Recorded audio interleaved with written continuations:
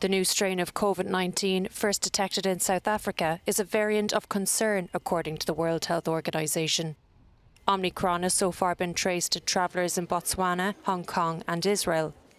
And it's already reached Belgium, where for the next 3 weeks, bars and restaurants will have to close at 11 p.m.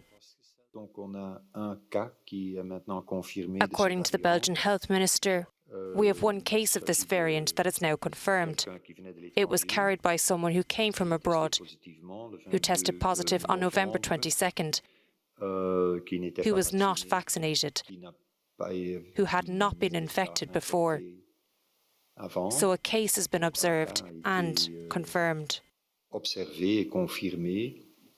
While the UK, US, EU states, Switzerland and Australia have halted travel from affected regions, the WHO has recommended against implementing travel restrictions. They should be suspended until we have a clear understanding about the danger posed by this new variant. And travellers returning from these regions should respect strict quarantine rules. It is predicted that this fifth variant may spread faster than Delta, but BioNTech says it will know in 2 weeks if its current Pfizer vaccine is effective against Omicron. If not, it hopes to alter its formula to match the new variant. This is the camp where it's believed the 27 people who drowned in the English Channel had been staying. The conditions are harsh. Since late 2018, the number of people who have attempted to cross the water in small boats has soared. One Afghan, Ahmed Vakar, failed to reach his brother in London. He claims he was scammed. The agent told me you will be in 3 days you will cross the channel. But he is a liar, he is lying, he take money and he, run. He take 150 people money, each people give him 3,000 euro. Meanwhile, the tension between the UK and France continues. German, Dutch and Belgian interior ministers, as well as the European Commission, will meet in Calais on Sunday to discuss the escalating crisis.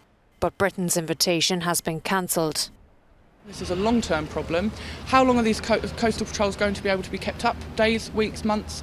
This is an ongoing problem. We need a long-term, sustainable solution. The number of rescues have doubled since August. Since January this year, more than 31,000 migrants have attempted the dangerous voyage to Britain, and nearly 8,000 of these people were rescued at sea. A fair share of the pie. That's what these fishermen in Calais are demanding after they blocked the Channel Tunnel's freight terminal with vans and lorries on Friday afternoon. Symbolically, the action is most disruptive for the Eurotunnel, which transports 25% of commercial goods between the UK and mainland Europe. The fishermen ask only one thing, that Boris Johnson respects the agreement, because it's not respected. For now, all British fishermen and products other than fisheries have access to the European market since the 1st of January 2021. And we fishermen do not have access to a part of the British exclusive economic zone.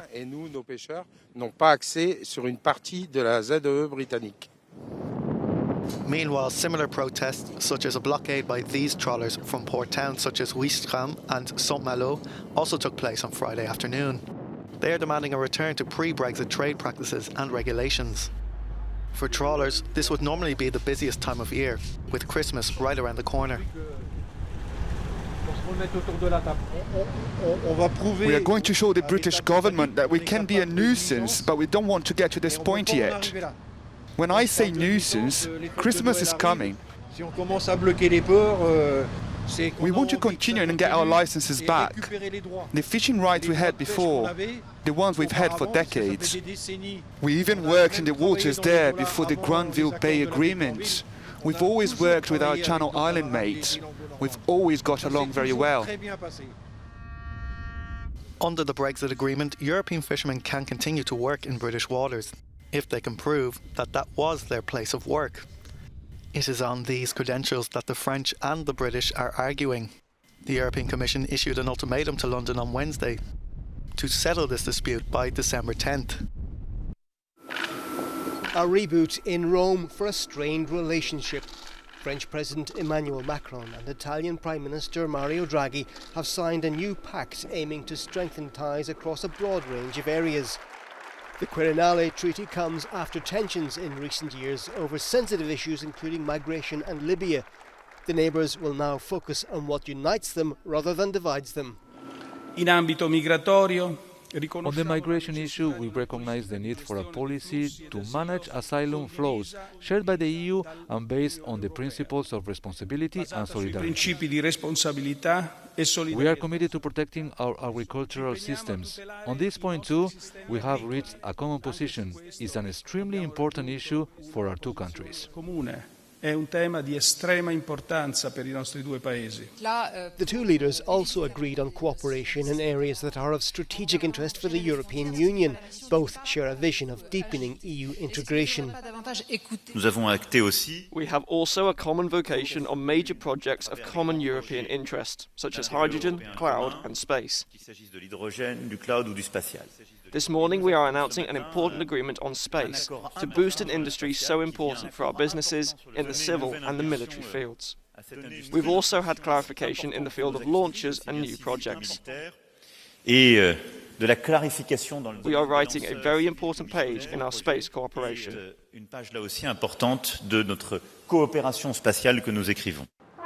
Heightened cooperation between the two countries had been on the agenda before the disputes of 2018-2019, a fractious period which, it's hoped, is confined to the past. Ukraine's president has claimed his country's intelligence service has uncovered plans to topple him in a coup backed by Russia. Volodymyr Zelensky said he'd been told a military takeover was being planned for next week, but he told reporters he would face it down. Some media outlets fear that there will be a war tomorrow, he said. What do we need to know? We have complete control of our borders, and we're fully prepared for any escalation. Zelensky said he had audio recordings of a meeting to plan the coup allegedly involving Ukraine's richest oligarch. Russia denies the allegations. But as tensions rise on the front line separating Ukrainian forces from Russian-backed separatists, NATO said it was keeping a close eye. So we are monitoring this very closely. We collect information, we share information, and we also send a clear message to Russia that they need to de-escalate, to reduce tensions, to be transparent, and also that any use of force against Ukraine will have consequences, will have costs for Russia. Ukrainian and Western officials have expressed concern that a Russian military build-up near Ukraine could signal plans by Moscow to invade. The Kremlin insists it has no such intention and has accused Ukraine of fabricating the claims. A court case to decide the fate of Russia's premier human rights group, Memorial, began in Moscow on Thursday. The group are accused of violating Russia's foreign agents law, a piece of legislation that the government has increasingly used to crack down on people and parties it deems unfriendly. Memorial came under the spotlight of the authorities following its support of jailed Putin critic Alexei Navalny. Prosecutors accused Memorial of systematically failing to use the foreign agent label. Every month the authorities declare some people to be foreign agents, or they open criminal cases against them. But the fact that the state is trying to shut down Memorial, to shut down our collective memory, that's really shocking and really scary. Memorial plays a huge role in our country. This organisation, above all, studies history, repressions in our country. It's a page in our history the authorities are trying to turn and forget. They only want to be proud of our victories. The authorities have gone beyond the realm of reason, and we understand that beyond reason, absolutely anything can happen. Protesters gathered outside the courthouse to show their support for the group.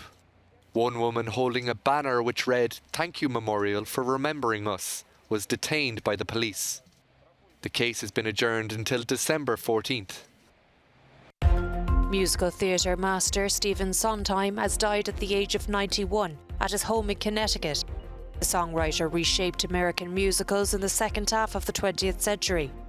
Aged 27, his first hit was with West Side Story. Company, Follies and Sweeney Todd are all considered to be amongst his best work and some of Broadway's best known.